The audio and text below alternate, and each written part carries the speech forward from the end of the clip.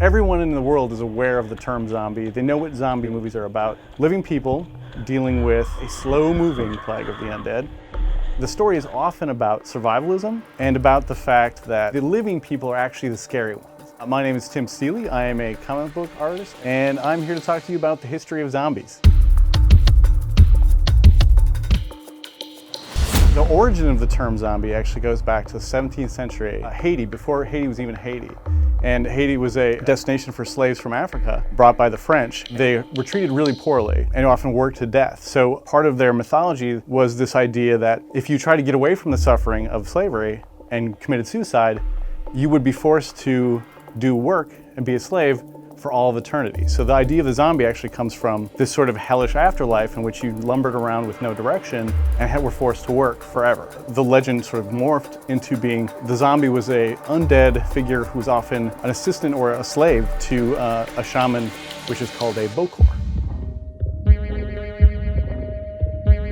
The first time it sort of shows up in American pop culture is a Bela Lugosi movie from 1932 called White Zombie. A voodoo sorcerer resurrects a white guy and he becomes this undead monster, and hence the term white zombie. The term doesn't really show up much after that until I Am Legend, which eventually got turned into the Will Smith movie. Even though the monsters are not called zombies, it's really the sort of first zombie story. In 1968, when George Romero made a movie called Night of the Living Dead, he used and was inspired by the original Richard Matheson I Am Legend story. He never uses the term zombies, actually. In the original screenplay, they're called ghouls. The idea of this plague of the unliving menacing the dead really kind of gained notoriety with that movie. And one of the reasons everyone on Earth has seen or knows about Night of the Living Dead, the distributor forgot to put a trademark and copyright on the film. So when they showed the movie, it passed into public domain. Late night cable stations around the country would run it and not have to pay anything. And that kind of set up the familiarity with this idea.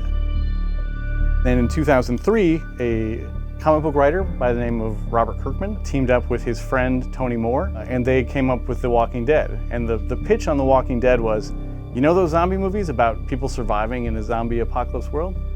It never ends. And that was the pitch of The Walking Dead. One of the interesting things about zombies is there's two different forms of escapism going on in the zombie story and abilities to relate. And I think one of those is people sort of fantasize to a degree about living in a world of which all the pains of your everyday life are gone and you have to survive by your wits alone. And I think the other one is mass conformity. Join us, become one of us. All you have to do is get bitten and you can throw away your cares and you can wander around with us.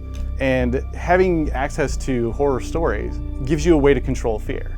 You can enter into something scary and then you can leave it. You've just controlled that fear, which I think is a great psychological exercise in dealing with constant fear and anxiety. I think zombies specifically because to me it was always the idea that really the society you live in is barely held together.